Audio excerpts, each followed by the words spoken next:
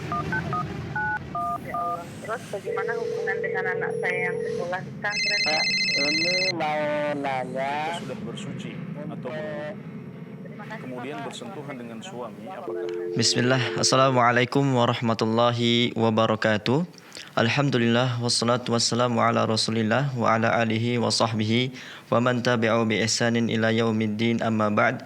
Para pemirsa Fatwa TV dan pendengar radio yang semoga selalu dalam rahmat, hidayah dan taufik dari Allah Subhanahu wa taala. Alhamdulillah, puji syukur atas kehadiran Allah Subhanahu wa taala. Senang sekali kita dapat kembali berjumpa di live interaktif fikih ibadah bersama guru kita Ustaz Anas Burhanuddin hafizahullahu taala, yang juga beliau merupakan salah satu anggota dari Dewan Fatwa Perhimpunan Al-Irsyad. Kemudian salawat dan salam semoga selalu tercurahkan kepada suri tauladan kita Rasul tercinta Muhammad sallallahu alaihi wasallam, juga kepada keluarga beliau, para sahabat dan orang-orang yang mengikuti beliau dengan baik hingga hari kiamat. Dan pemirsa, alhamdulillah senang sekali Ustaz sudah bersama kita, sudah hadir bersama kita di Fatwa TV. Kita sapa beliau terlebih dahulu. Assalamualaikum Ustaz. Waalaikumsalam warahmatullahi wabarakatuh. Apa kabar Ustaz? Alhamdulillah saya sehat. Semoga antum juga sehat, dan kita doakan para pemirsa dan pendengar kita senantiasa dalam kesehatan dan perlindungan dari Allah Subhanahu wa taala. Allahumma amin Ustaz. Jazakallah khairan Ustaz sudah bisa hadir bersama kami Ustaz. Alhamdulillah. Tapi pemirsa, alhamdulillah Ustaz dalam keadaan baik, dan kembali kami informasikan dan kami infokan juga bahwasanya live interaktif kita pada kesempatan kali ini juga disiarkan atau direlay oleh beberapa stasiun radio. Ada Radio Binbas Yogyakarta, Radio Sahabat Tegal, Radio MDFM Probolinggo, Radio Amuba Pangkal Pinang, Radio Sago FM Sumatera Barat, Radio Gema FM Bontang, Radio Al-Hikmah Banyuwangi, Radio Albina AM Bekasi, Radio Tua FM Riau, dan Radio Dai Tengaran. Kami ucapkan jazakumullahu khairan. Dan pemirsa, sebelum kita memasuki tanya jawab, kita minta kepada Ustadz untuk menyampaikan beberapa nasihat pembuka. Ustaz. Bismillahirrahmanirrahim. Dalam sebuah hadis riwayat An-Nasa'i dengan sanad yang sahih disebutkan, kana Rasulullah sallallahu alaihi wasallam yubashiru ashabahu bidukhuli syahri Ramadan. Dahulu Rasulullah sallallahu alaihi wasallam biasa memberikan kabar gembira kepada para sahabat beliau dengan masuknya bulan Ramadan. Beliau mengatakan, atakum syahru Ramadan, telah datang kepada kalian bulan Ramadan, syahrun mubarak, bulan yang penuh dengan barakah. Dan kemudian beliau menjelaskan keutamaan dari bulan yang mulia ini. Jadi Rasulullah SAW memberikan kabar gembira atau busyra kepada para sahabat beliau dengan masuknya bulan Ramadan. Maka salah satu ibadah, dan persisnya adalah ibadah hati yang bisa kita amalkan saat menjelang bulan Ramadan seperti yang kita alami pada hari-hari terakhir ini, adalah bergembira dengan masuknya bulan Ramadan. Ini adalah sebuah amalan hati, ya, tidak butuh gerakan tangan atau langkah kaki, jadi sangat ringan. Cukup dengan mengolah hati kita dengan bergembira. Kita bergembira dengan masuknya bulan Ramadan, sebagaimana Rasulullah SAW dan para sahabat beliau bergembira menyambut bulan Ramadan. Maka ini bisa kita amalkan. Kita bergembira karena kita menyambut sebuah musim ibadah. Kita diingatkan kembali dengan tujuan utama penciptaan kita di atas muka bumi ini, yaitu untuk beribadah kepada Allah Subhanahu wa taala. Barangkali selama ini kita ada banyak kelalaian, ada banyak waktu yang kita gunakan untuk selain beribadah kepada Allah Subhanahu wa taala.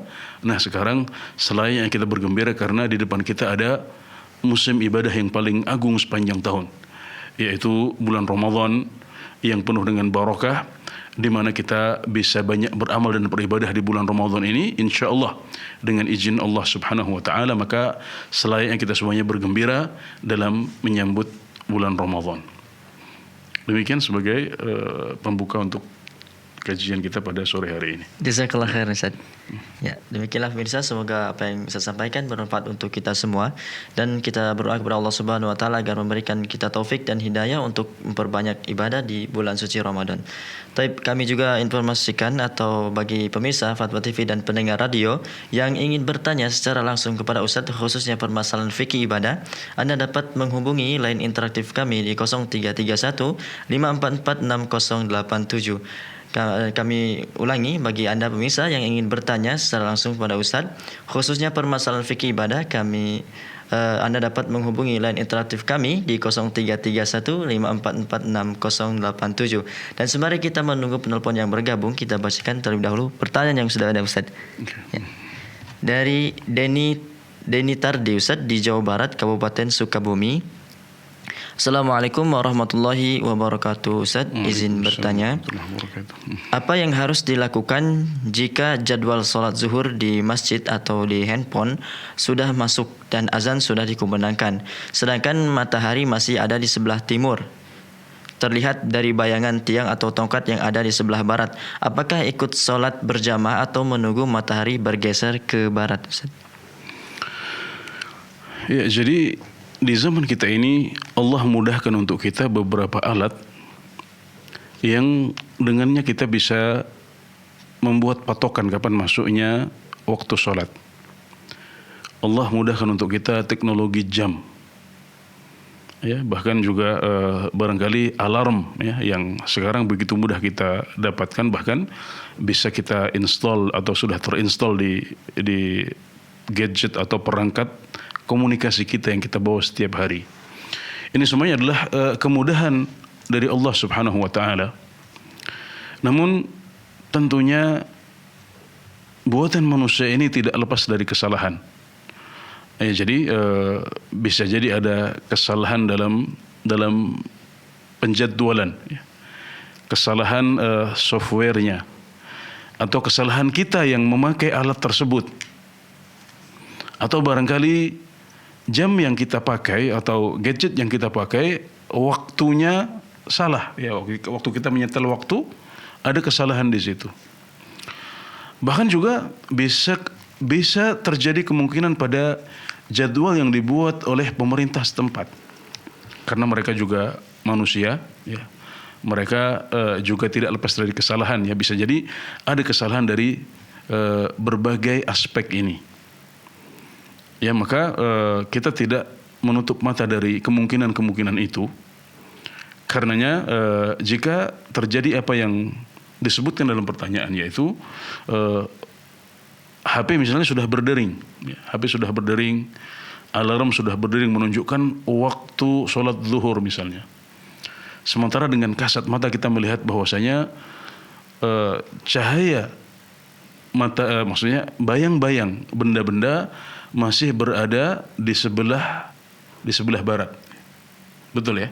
Masih berada di sebelah masih berada di sebelah barat, karena saat masuknya waktu zuhur nanti matahari memiliki bayang-bayang di sebelah timur, karena matahari sudah condong ke arah barat. Nah, berarti di sini terjadi pertentangan atau perbedaan antara sesuatu yang ada kemungkinan salah, seperti yang sudah kita sebutkan tadi. Bisa jadi kesalahan dalam menyetel, ya, kesalahan dalam jadwal, ada banyak faktornya.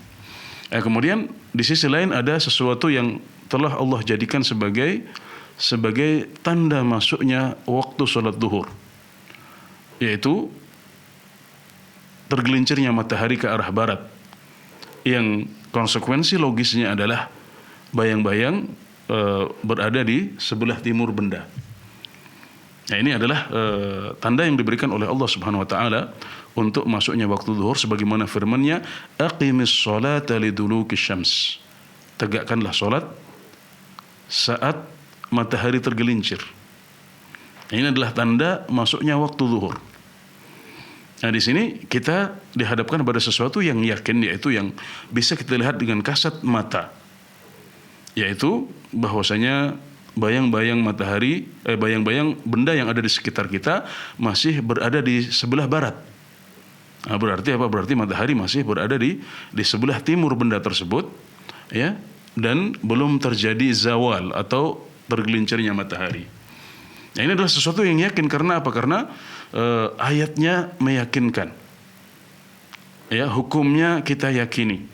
Kemudian kita juga bisa melihat dengan kasat mata. Ya, jadi ini sesuatu yang yakin. Sementara di sisi lain ada sesuatu yang tidak yakin, sesuatu yang meragukan, sesuatu yang mungkin masih salah. Karena berbagai faktor tadi, ada kesalahan jadwal, ada kesalahan yang mungkin kalau di desa-desa ya ada kadang-kadang mereka yang belum memakai jadwal yang dicetak kadang-kadang itu ditulis. Jadi jadwal itu ditulis dengan pulpen di whiteboard ya, dengan spidol di whiteboard, atau ditulis dengan kapur di papan tulis. Itu di sebagian masjid di daerah ada seperti itu. Jadi itu ada kemungkinan salah tulis juga. Ya, atau yang sering terjadi pada zaman sekarang adalah kita salah nyetel ya. Salah menyetel ya. Jadi waktu kita kadang-kadang terlalu cepat 5 menit atau terlalu cepat 10 menit itu bisa berpengaruh pada kesalahan-kesalahan itu. Nah, jadi ketika kita dihadapkan pada sesuatu yang yakin, yang bisa kita lihat langsung dengan kasat mata, yaitu fakta bahwasanya bayang-bayang benda masih berada di sebelah barat. Nah, kemudian di sisi lain ada adzan yang sudah berkumandang, tapi ini mengandung keraguan-keraguan. Ada kemungkinan salah dari berbagai sisi, A, B, C, D, ada cukup banyak kemungkinan salahnya. Maka di sini kita harus mengedepankan yang yakin di atas yang ragu-ragu. Para ulama membuat kaidah penting yang kalau kita pahami dengan baik, maka kita akan bisa menjawab ya, dan bersikap dengan tepat untuk menghadapi kasus-kasus seperti ini. Yaitu sebuah kaidah fikih akbar yang bunyinya al-yaqinu la yazulu bisyak. Ya, sesuatu yang yakin, ya, sesuatu yang jelas tegas itu tidak bisa dihilangkan atau dikalahkan dengan sesuatu yang meragukan. Nah, di sini kita harus mengedepankan yang yakin, yaitu fakta. Kita bisa melihat dengan kasat mata bahwasanya matahari belum tergelincir. Bayang-bayang benda masih berada di sebelah barat. Nah, nanti setelah itu bayang-bayang ini, benda-benda ini akan hilang bayang-bayangnya sama sekali, yaitu ketika posisi istiwa, ketika matahari persis berada di atas kita. Nah, dan ketika zawal ya, ketika matahari condong ke arah barat ya, sehingga konsekuensinya adalah bayang-bayang akan berpindah ke arah timur, itulah masuknya waktu zuhur. Nah, hal yang meyakinkan seperti ini harus kita kedepankan ya, di atas kemungkinan salah atau keraguan-raguan yang terjadi seperti yang disebutkan dalam pertanyaan. Jadi dalam kondisi seperti itu yang kita jadikan patokan adalah yang yakin, yaitu apa yang kita lihat dengan kasat mata tadi itu. Itu kita kedepankan di atas jadwal ya, atau suara kumandang adzan yang kita dengar dari HP kita. Ya, semoga penjelasan ini bisa membantu menjawab keraguan yang ada di saudara penanya dari Sukabumi. Jazakallah khair Ustaz. Jadi kesimpulannya, yang bertanya itu menunggu masuknya waktu saja, tidak. Iya, betul. Jadi kalau bayang-bayang masih berada di sebelah barat sementara adzan sudah berkumandang. Iya.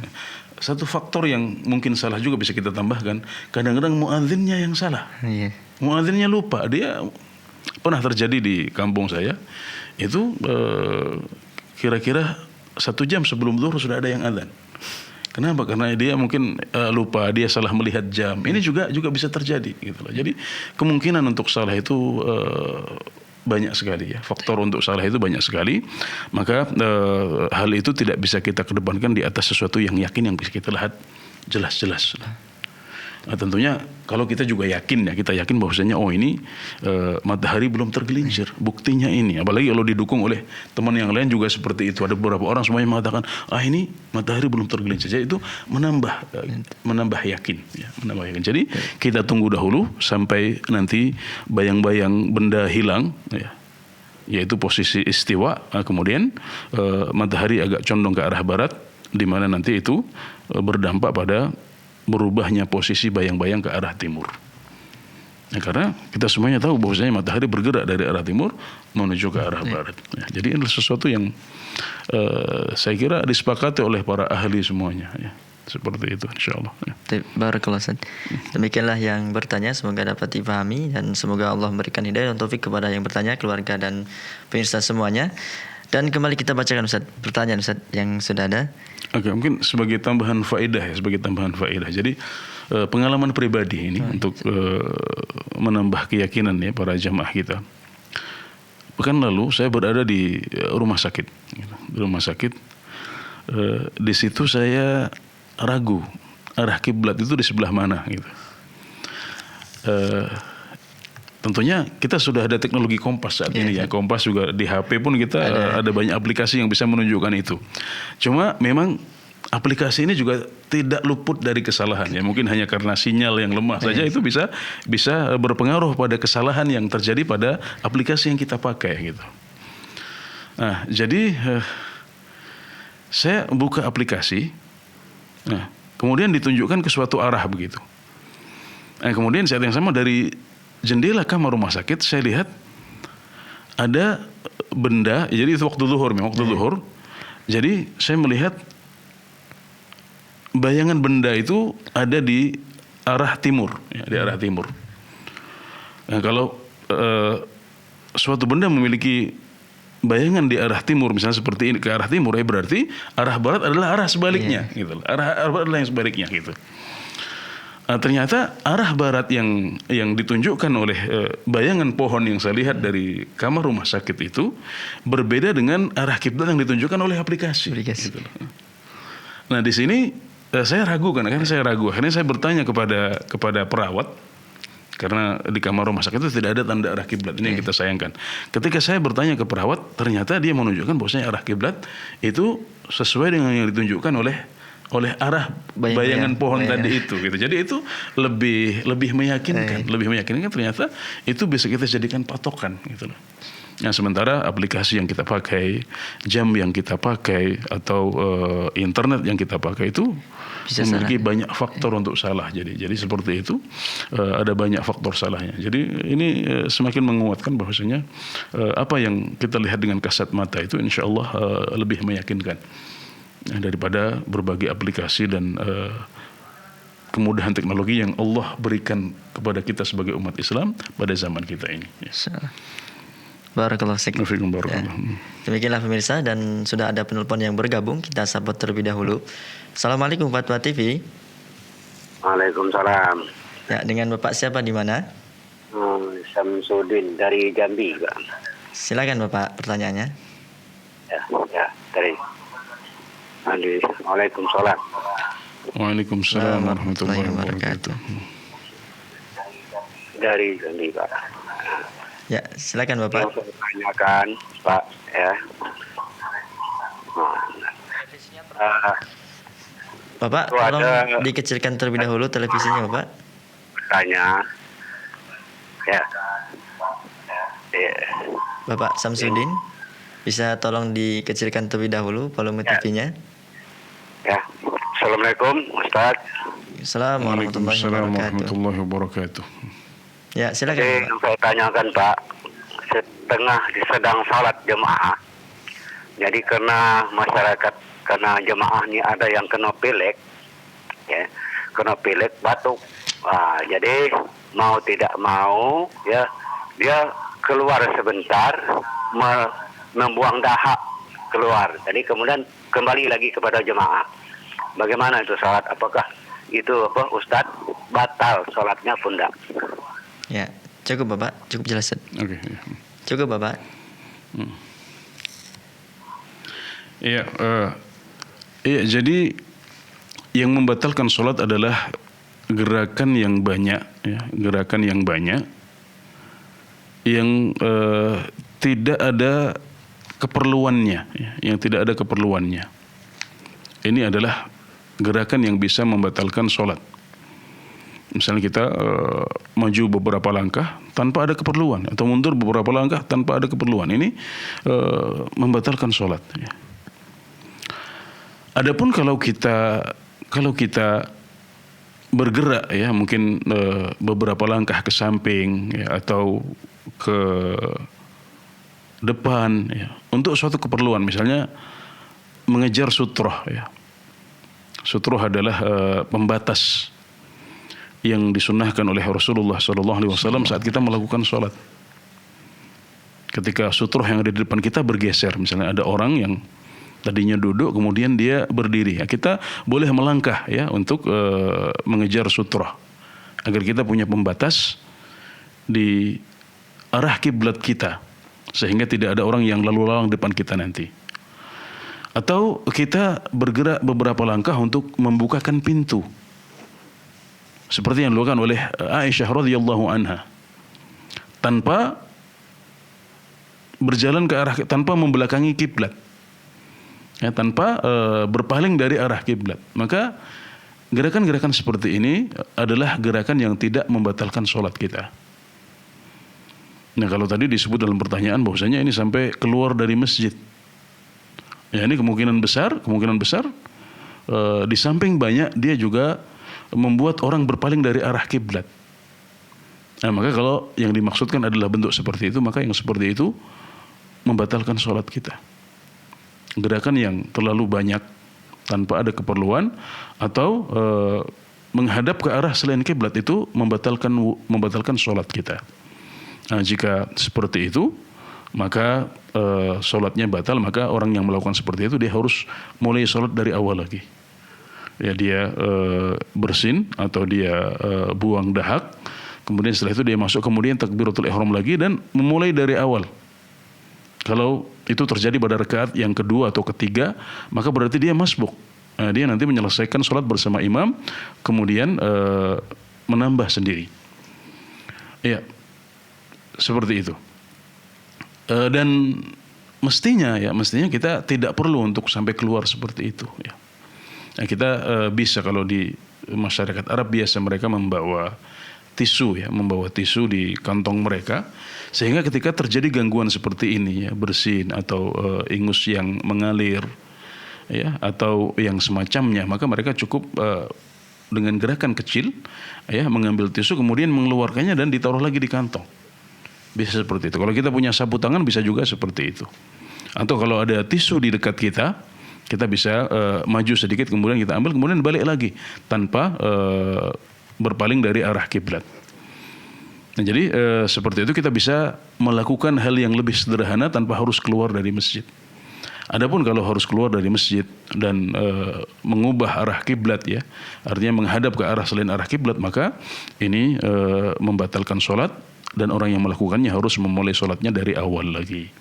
Demikian, wallahu a'lam. Untuk ukuran gerakan bisa dikatakan diperlukan itu bagaimana, Ustaz?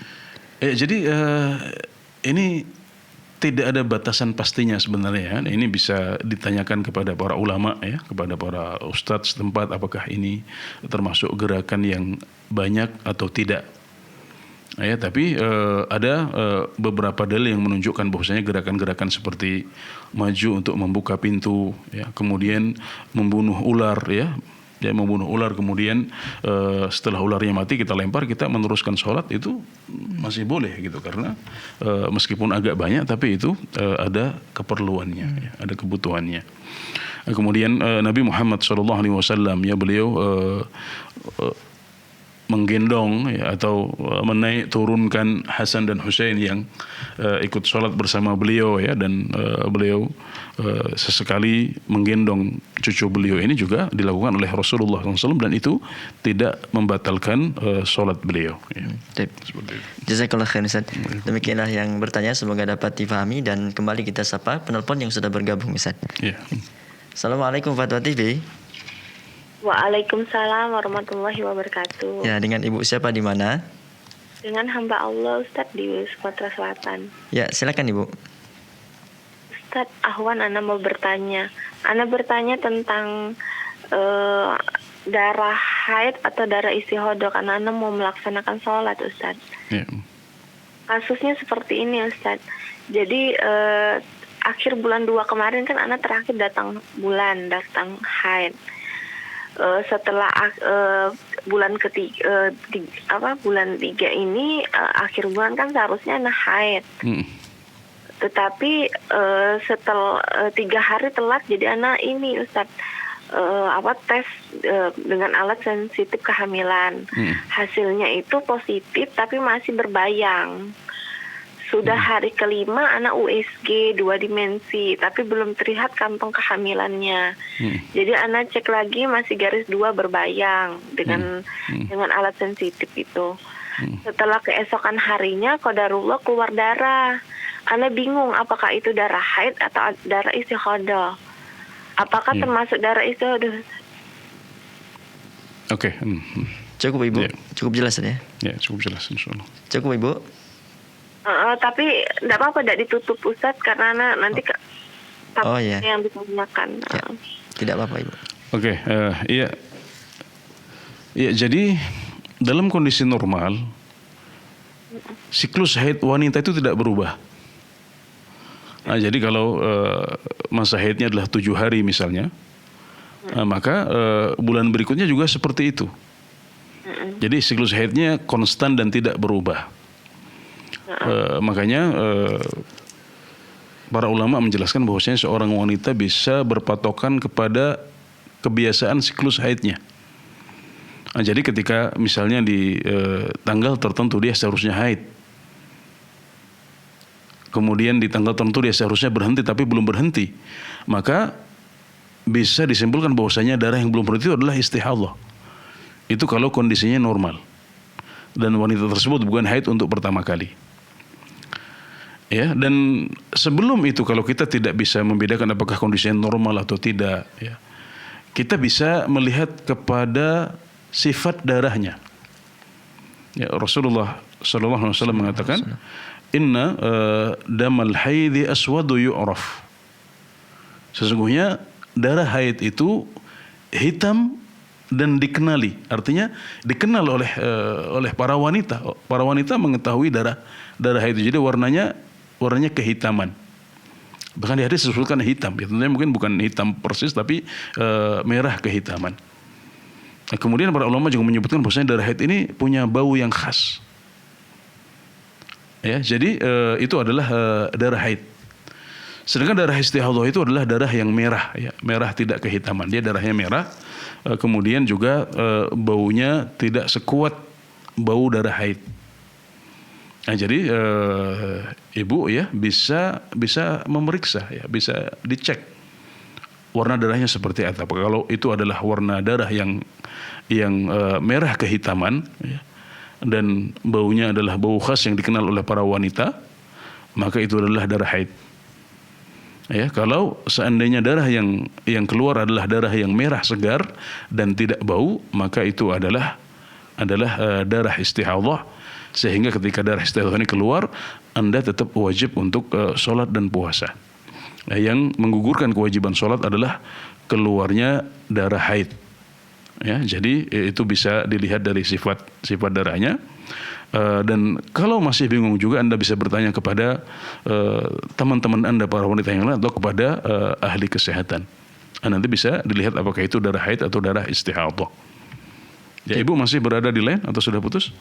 Iya, Ustaz. Masih ada. Kalau kasus seperti Ana juga meskipun taunya Ana tuh keguguran Ustaz, karena tadinya garis 2, setelah keluar darah kan Ana cek lagi taunya garis 1 Ustaz.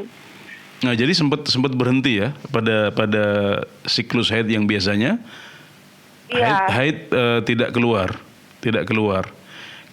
setelah lewat masanya. Sifat darahnya bisa dikenali nggak, Bu?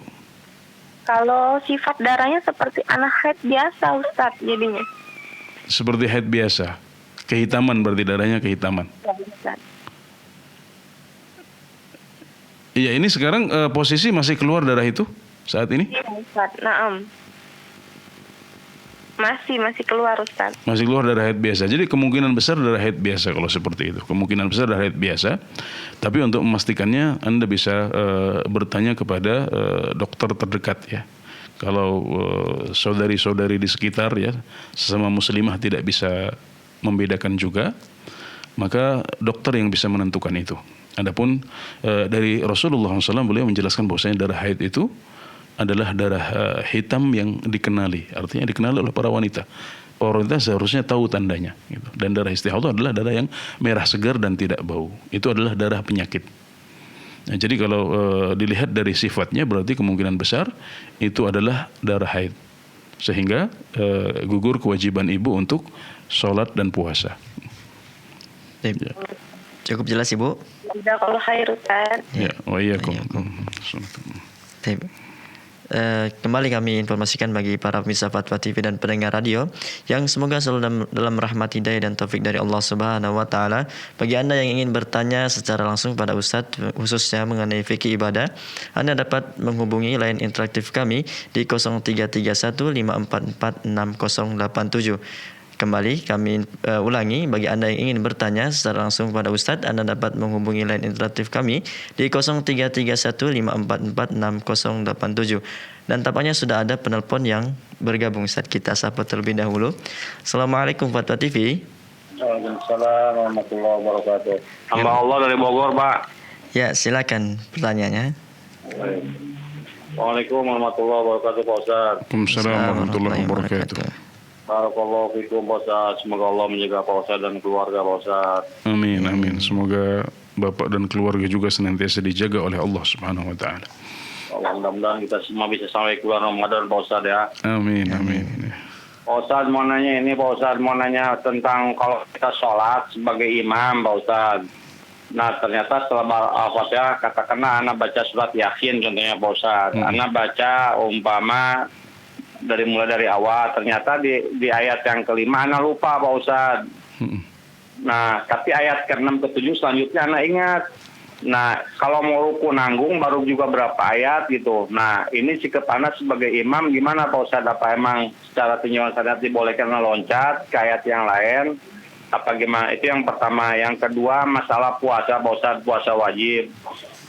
Nah anak pernah bacakan kalau riwayat dari Aisyah itu ditanya tentang masalah mengqadha salat, kata Ibu Aisyah itu apa dari haruriyat. Jadi kan yang kita dicontohkan yaitu kalau sholat diqadha, kalau puasa diqadha, kalau sholat enggak. Tapi anak pernah dengar penjelasan salah satu ustaz, katanya termasuk puasa juga kalau umpama kita tinggalkan tempoh dengan sengaja, seperti kayak gitu, dengan sengaja kita tinggalkan karena kejahilan kita dulu. Jadi nggak wajib, udah yang wajib ya kita tobat sama Allah dan diperbanyak amal-amal soleh. Seperti itu, Pak Ustaz. Mohon penjelasan, Pak Ustaz. Syukran, jazakallahu khair. Assalamualaikum warahmatullahi wabarakatuh. Waalaikumsalam warahmatullahi wabarakatuh. Yang kedua tentang qadha, yang pertama tentang apa? Yang pertama tentang imam Ustaz. Ya. Ya, jadi membaca surat setelah Al-Fatihah itu hukumnya sunnah, Pak. Hukumnya sunnah. Dan sunnahnya suatu amalan yaitu berpengaruh pada kelonggaran pada hukum-hukumnya. Jadi ketika kita mengatakan bahwasanya aqiqah itu hukumnya sunnah, maka ada kelonggaran dalam pelaksanaannya. Sunnahnya adalah di hari ke-7, tapi tidak harus di hari ke-7. Bisa dilaksanakan di hari ke-14, ke-21. Atau kalau tanggal 7 kita sibuk, ya kita nggak masalah menyembelihnya di tanggal 6 atau di tanggal 8. Kenapa? Karena aqiqah itu menurut jumhurul ulama, menurut sebagian besar ulama, hukumnya adalah sunnah muakkadah. Dan suatu amalan yang sunnah muakkadah itu hukumnya relatif longgar. Salat sunnah misalnya, salat sunnah itu boleh dilakukan dengan duduk meskipun kita mampu berdiri. Juga boleh untuk dibatalkan. Berbeda dengan salat wajib yang tidak boleh dibatalkan kecuali kalau darurat. Salat sunnah kita boleh untuk membatalkannya. Puasa sunnah juga seperti itu. Puasa sunnah itu niatnya boleh dilakukan di pagi hari, nggak harus di malam hari. Kemudian ketika kita sudah sholat sunnah, kita sudah puasa sunnah, di siang hari diundang oleh seseorang misalnya, kita tidak enak kalau tidak memenuhi undangan beliau untuk makan. Kita boleh batal di situ, nggak ada masalah. Demikian juga membaca surat setelah Al-Fatihah itu hukumnya adalah sunnah. Kita nggak baca pun nggak ada masalah. Membaca 1 ayat, 2 ayat pun boleh, itu sudah bagus sekali. Jadi kalau kita membaca misalnya 5 surat pertama surat Yasin, kemudian 5 ayat pertama surat Yasin, kemudian di ayat yang ke-6 kita lupa ragu-ragu, kita tunggu kalau seandainya ada yang mengingatkan, yang membantu dia hafal, kemudian oh ayatnya adalah ayat ini, misalnya, kemudian kita bisa nyambung lagi, maka itu yang terbaik. Itu yang dilakukan oleh para sahabat Rasulullah SAW kepada Nabi Muhammad SAW. Ya, mereka mengingatkan Nabi Muhammad SAW tentang ayat yang beliau lupa, dan beliau menyuruh mereka untuk mengingatkan.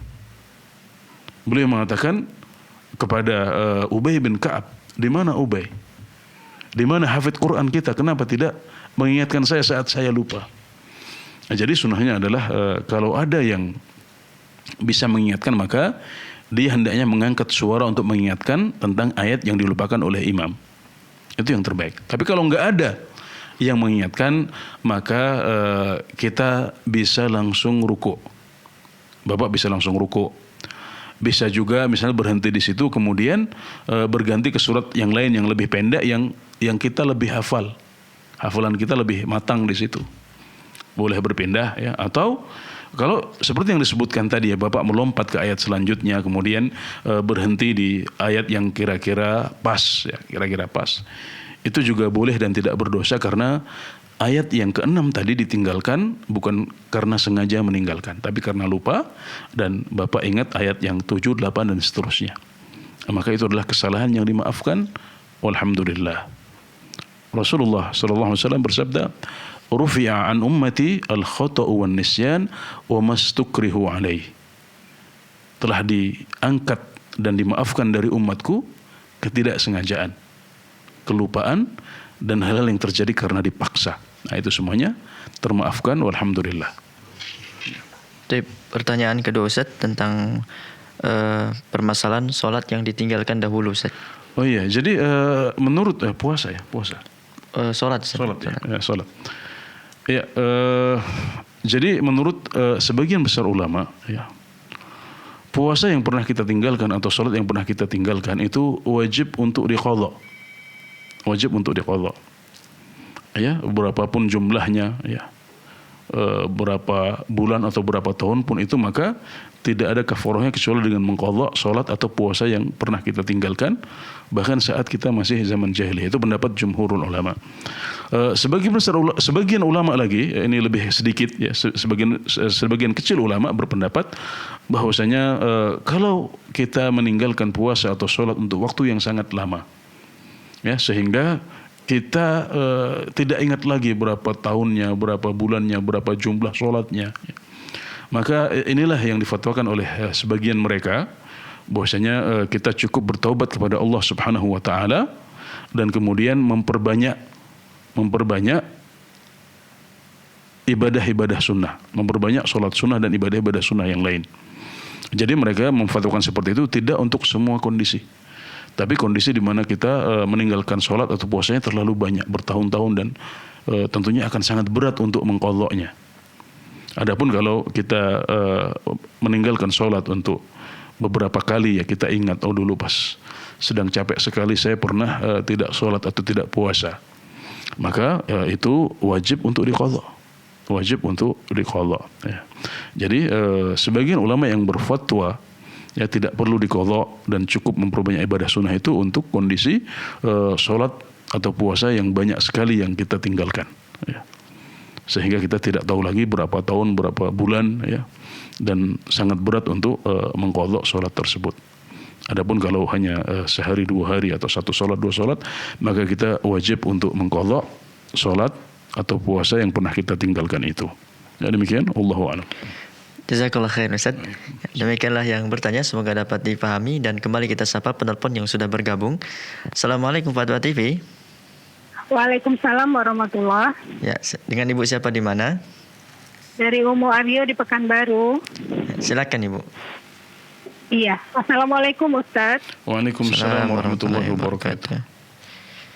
Menyampaikan pertanyaan dari member grup WhatsApp di Rosa. Pertanyaannya yang pertama, Ustaz, dalam keadaan sakit masih bisa wudhu dengan air, tapi mandi nggak bisa. Bagaimana caranya mandi wajib setelah haidnya? Apakah harus tayamum atau berwudhu dengan semprotan air? Iya, mandi wajib, Bu, ya. Iya. Tidak bisa mandi wajib. Haid. Wudhu bisa tapi mandi nggak bisa. Ya, seperti itu ya. Oh, jadi dia nggak harus mandi wajib, Ustaz, untuk bisa sholat. Oh, ini berbicara tentang mandi wajib atau mandi biasa saja? Oh, karena dia haid, Ustaz. Oh, selesai haid. Oke. Ya. Iya, bisa saya tangkap. Yang kedua ya, Ustaz. Ada hadis berbunyi seperti ini. Nabi SAW bersabda, siapa yang membaca 100 ayat pada suatu malam, dituliskan baginya pahala sholat sepanjang malam. Pertanyaannya, bolehkah membaca lebih dari 100 ayat? Oke. Ya. Makasih Ustaz. Jazakallah khairan. Assalamualaikum. Assalamualaikum warahmatullahi wabarakatuh. Gimana Ustaz? Yang pertama tentang tidak bisa mandi setelah haid, Ustaz. Okay. Ya, orang yang tidak bisa mandi wajib, baik itu karena junub atau karena selesai haid, ya, suci dari haid, ya, maka gantinya adalah dengan tayamum. Gantinya adalah dengan tayamum, karena Allah Subhanahu wa taala berfirman, "Wa in kuntum junuban wa in kuntum junuban aw marḍā aw 'alā safarin."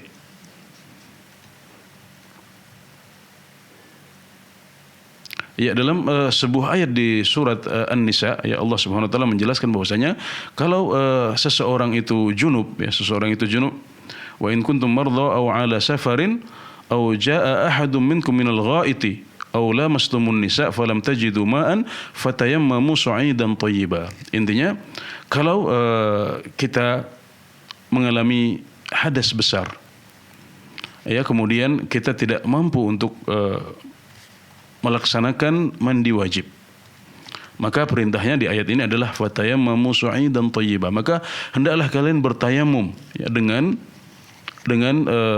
debu yang suci. Nah, jadi ketika kita tidak mampu untuk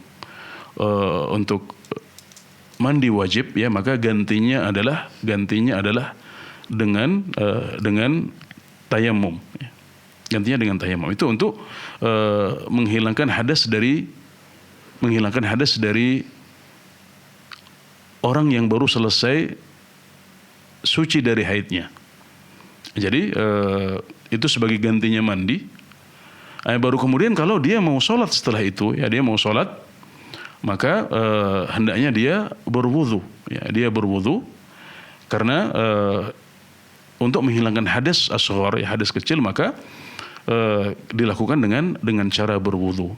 Ya, ini untuk pertanyaan yang pertama. Ya. Pertanyaan kedua mengenai hadis, siapa yang membaca 100 ayat dari Al-Quran begitu?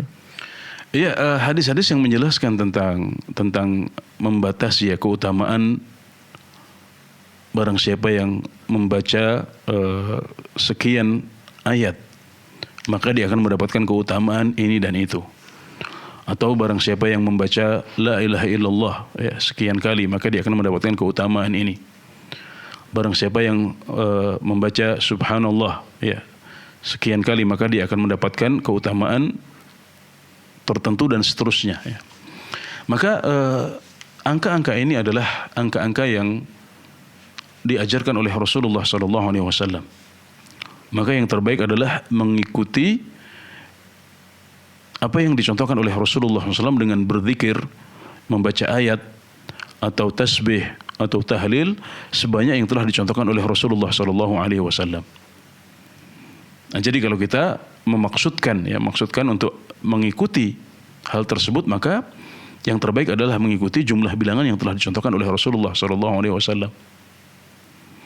Tapi di luar itu, ya, di luar ibadah yang terikat tadi itu, tentunya di malam hari itu misalnya kita boleh untuk membaca ayat yang lain yang lebih banyak daripada itu. Bisa 200, 300, ya. Karena semakin banyak kita membaca ayat, maka kita semakin baik.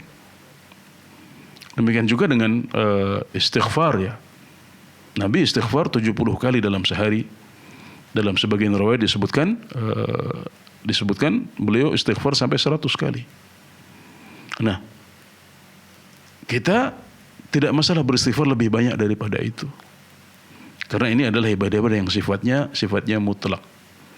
Ya, berbeda dengan ibadah-ibadah yang terikat. Ya, misalnya setelah sholat Rasulullah SAW mengajarkan kita untuk zikir. Subhanallah 33 kali. Alhamdulillah 33 kali. Allahu Akbar 33 kali. Maka kita kerjakan seperti apa yang beliau contohkan. Atau dengan bentuk yang lain yang beliau contohkan. Karena untuk zikir setelah sholat ini boleh mencontohkan beberapa bentuk. Ada yang 25 kali 25 kali. Ada yang 10 kali 10 kali. Nah, selagi itu riwayatnya sahih, maka kita boleh memakai variasinya. Tapi kita mencukupkan dengan bilangan yang telah dicontohkan oleh Rasulullah SAW, baik itu 33 atau yang paket 25, ada yang paket 10, itu semuanya sahih. Nah, kita boleh memakai semua angka yang sahih, ya, tapi tidak boleh untuk kemudian membuat zikir baru. Misalnya saya akan bikin 5 kali 5 kali, ya, atau 500 kali 500 kali. Kenapa? Karena Nabi Muhammad SAW tidak contohkan itu. Jadi kita mencukupkan diri dengan bilangan yang dicontohkan oleh Rasulullah SAW untuk ibadah-ibadah yang terikat, ibadah-ibadah yang muqayyad. Adapun ibadah-ibadah yang mutlak seperti sholat sunnah, ya, atau membaca ayat Al-Quran di suatu malam, maka itu tidak dibatasi. Kita boleh menambah. Tapi keutamaan yang disebutkan dalam hadis yang disebutkan oleh ibu tadi itu tergantung pada angka 100. Jadi kalau kita sudah 100, kita akan mendapatkan keutamaan yang sudah disebutkan. Kalau kita membaca 150 atau 200, maka itu tentunya lebih baik. Jadi keutamaan yang disebutkan dalam hadis sudah kita raih dengan angka 100 yang kita capai. Nah, tambahannya berarti akan mendapatkan pahala yang lain, ya, untuk ibadah yang mutlak yang tidak terikat dengan waktu, ya, maka kita boleh untuk menambah semampu kita, dan semakin banyak kita menambah maka semakin besar pahalanya di sisi Allah Subhanahu wa taala. Jazakallah khair Ustaz. Demikianlah yang bertanya, semoga dapat dipahami, dan kembali kita sapa penelpon yang sudah bergabung Ustaz. Assalamualaikum Fatwa TV. Waalaikumsalam warahmatullahi wabarakatuh. Ya, dengan Bapak siapa di mana? Rizal di Singkawang, Kalimantan Barat. Ya, silakan pertanyaannya. Semoga Allah Azza wa Jalla merahmati Ustaz bersama kru Fatwa TV. Amin. Begini Ustaz, kita kan mau menghadapi bulan Ramadan. Niat puasa itu di malam hari. Apakah harus di setiap malam atau cukup satu kali untuk 1 bulan gitu Ustaz? Niatnya. Cukup. Niatnya. Ya, Yang satu lagi begini Ustaz. Ya. Karena kejadian di sholat tarawih itu Ustaz, ya, imamnya itu lupa setelah rakaat kedua dia bangun. Jadi lanjut 4 rakaat. Setelah 4 rakaat, untuk selanjutnya dia 2 rakaat. Jadi kombinasi gitu, apakah boleh itu Ustaz? Tapi karena lupa, Pak. Lupa ya, karena imamnya itu lupa yang di 4 rakaat pertama itu. Seharusnya 2 rakaat, tapi dia menjadi berapa? Jadi 4, setelah itu lanjutnya 2 gitu Ustaz. 4, 2, 2, ya. Mohon penjelasannya. Sekon jaga kelahiran. Assalamualaikum warahmatullahi wabarakatuh. Waalaikumsalam warahmatullahi wabarakatuh. Tapi pertanyaan pertama Ustaz, niat puasa itu apakah harus dilakukan setiap malam atau cukup 1 kali? Ya, Imam Malik bin Anas rahimahullahu taala berpendapat bahwasanya niat puasa Ramadan itu cukup 1 kali saja di awal bulan. Ini pendapatnya Imam Malik bin Anas rahimahullahu taala. Namun sebagian besar ulama atau yang dikenal sebagai jumhurul ulama, termasuk Imam Syafi'i rahimahullahu taala, berpendapat bahwasanya puasa Ramadan itu harus diniati untuk setiap hari. Dan ini yang lebih kuat, wallahu taala alam, yaitu kita harus pasang niat di setiap malam bulan Ramadan. Kenapa? Karena Rasulullah SAW bersabda, la siyama liman lam yubayyit as-siyama minal lail. Tidak ada puasa atau tidak sah puasa seseorang jika dia tidak memasang niatnya di malam hari. Nah, jadi beliau mengatakan di malam hari. Jadi ini mengisyaratkan pada setiap malam. Kemudian yang kedua, karena puasa Ramadan itu hari-harinya adalah ibadah-ibadah yang terpisah. Jadi puasa tanggal 1, tanggal 2, tanggal 3, tanggal 4 sampai tanggal 30 itu adalah ibadah yang terpisah-pisah. Jadi puasa tanggal 1 itu ibadah. Puasa tanggal 2 itu adalah ibadah yang lain. Puasa tanggal 3 itu adalah ibadah yang lain. Buktinya apa? Buktinya kalau kita batal puasa di tanggal 5 misalnya, atau tanggal 10, maka yang batal hanya tanggal 5 sampai tanggal 10 saja. Sisanya yang tanggal 1 sampai tanggal 30, kecuali yang tanggal 5, tanggal 10, maka itu adalah puasa yang sah. Ini menunjukkan bahwasanya setiap hari puasa Ramadan adalah ibadah yang mandiri dan berdiri sendiri. Dan oleh karenanya harus kita niyati setiap malam.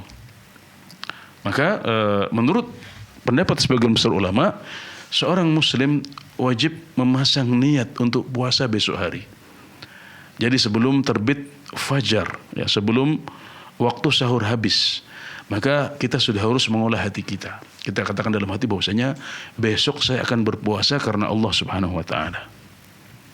Nah, jadi ini adalah pendapat yang lebih kuat, yaitu wajibnya memasang niat untuk setiap hari bulan Ramadan yang kita akan puasa padanya. Ya, meskipun seperti yang saya sampaikan di atas, ada sebagian ulama yaitu Imam Malik bin Anas dan yang sepakat dengan beliau bahwasanya niatnya cukup 1 kali saja.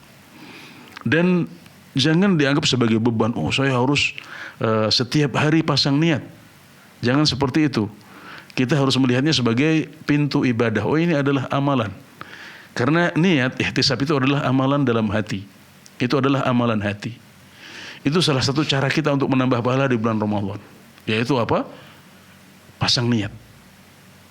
Pasang niat itu ibadah tersendiri yang berpahala di sisi Allah Subhanahu wa taala. Bahkan ini termasuk contoh dari amalan hati yang kedudukannya sangat tinggi dalam agama kita dan pahalanya sangat besar di sisi Allah Subhanahu wa taala. Jadi kita jangan lewatkan ibadah ini, jangan melihatnya sebagai beban, harus kayak gini, harus kayak gitu. Tapi kita menganggapnya sebagai pintu ibadah. Agar saya mendapatkan pahala lebih banyak, maka saya akan melakukan amalan hati yang satu ini, yaitu pasang niat.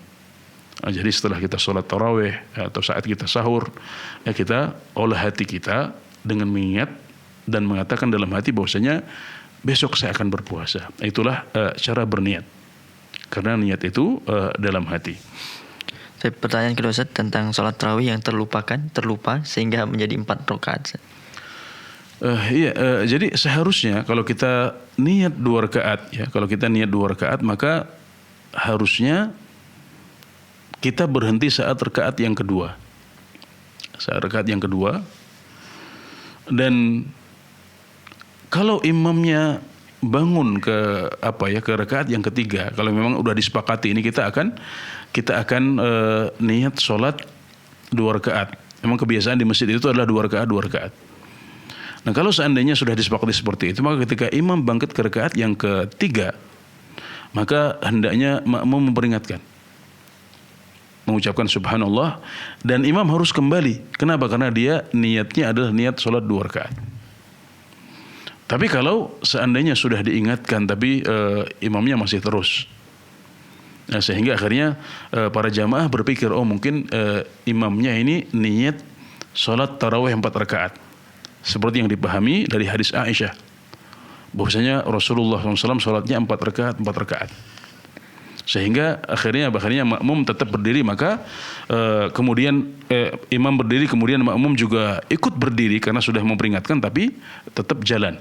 Atau makmum tidak memperingatkan karena mengira imamnya meniatkan 4 rakaat, ya, maka insya Allah yang seperti itu sholatnya sah, insya Allah sholatnya sah, karena ya mungkin imamnya yang tahu dia niat 2 rakaat tapi kemudian dia lupa. Jadi ada unsur lupa. Kemudian makmumnya mengira, ada kemungkinan berarti mungkin imamnya memang dari awal niat 4 rakaat. Karena sholat 4 rakaat juga boleh, meskipun yang paling afdal adalah 2-2. Ditambah lagi ini adalah ibadah sunnah. Ibadah sunnah itu hukumnya lebih longgar. Nah, maka insya Allah apa yang terjadi itu sholatnya sah, ya, sholatnya sah, dan kita doakan semoga diterima oleh Allah Subhanahu wa taala. Tapi Ustaz, karena waktu terbatas kita angkat satu penelpon lagi Ustaz. Iya. Dan mungkin jawabannya singkat Ustaz ya. Iya, siap. Ya, Assalamualaikum Fatwa TV.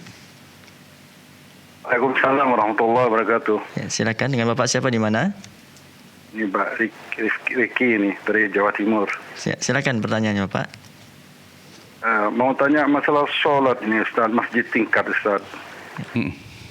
Jamaahnya Anda bisa lihat imam itu apakah boleh Ustaz? Terus pintunya di belakang, yang naik ke atas tuh di belakang. Jadi kalau turun itu jamaah naik di tingkat itu di atas tuh masih mundur Ustaz. Dan tidak lihat imam, apa boleh itu berjamaah di atas tingkat? Tapi suaranya dengar pasti Pak ya? Iya, suaranya dengar, imamnya tidak kelihatan. Oke, iya. Cukup Bapak? Iya. Oke, siap. Setelah turun putar ke belakang. Oke, iya. Terus Masih satu masjid tapi Pak ya? Satu masjid, satu bangunan dengan yang di lantai 1 dengan imamnya. iya satu masjid di sampingnya ya. Iya, jadi para ulama sepakat kalau perbedaan lantai itu masih dalam satu masjid. Bahkan mereka mengatakan kalau imamnya di lantai dasar, makmumnya di menara. Ya. Selagi makmum masih bisa mengikuti imam dengan suaranya meskipun tidak melihat, maka sholatnya sah dengan kesepakatan para ulama semuanya. Nah, jadi selagi itu masih di satu bangunan satu masjid, maka para ulama sepakat akan kesohihan sholat dengan cara seperti itu. Alhamdulillah. Jazakallah khair Ustaz, dan demikianlah Bapak yang bertanya semoga dapat dipahami. Tadi adalah pertanyaan terakhir kita Ustaz pada kesempatan kali ini Ustaz. Jazakallah khair atas sedikit koreksi tadi ayatnya adalah wa in kuntum junuban fattahharu wa in kuntum marda aw ala safarin aw jaa ahadun minkum minal ghaiti aw lamastumun nisa falam tajidu ma'an fatayammamu sa'idan thayyiba. Ini adalah surat Al-Maidah ayat 6. Ya, bisa dicek di sana. Saya persilahkan kepada ibu yang bertanya tadi untuk mengecek surat Al-Maidah ayat 6. Jazakallah khair Ustaz. Baik. Ya, semoga kita dapat kembali berjumpa Ustaz di lain kesempatan Ustaz biiznillah. Demikianlah para pemirsa Fatwa TV dan pendengar radio. Anda dapat terus menyaksikan live interaktif Fatwa TV pada setiap hari Senin hingga Jumat. Dan bagi Anda yang ingin mengetahui informasi seputar Fatwa TV dan Dewan Fatwa Perhimpunan Al-Irsyad, Anda dapat mengunjungi website kami di www.dewanfatwa.com. Dan semoga apa yang Ustaz sampaikan pada kesempatan kali ini bermanfaat untuk kita semua. Kami ucapkan jazakumullah khair atas kebersamaannya bersama kami. Kita akhiri kesempatan kita pada kali ini dengan doa kafaratul majelis. Subhanakallahumma bihamdika asyhadu an la ilaha illa anta astaghfiruka wa atubu ilaik. Wassalamualaikum warahmatullahi wabarakatuh. Ya Allah, terus bagaimana hubungan dengan anak saya yang sekolah di pesantren? Ini mau nanya, Sudah bersuci atau Terima kasih kemudian Bapak. bersentuhan dengan suami, apakah wudunya batal?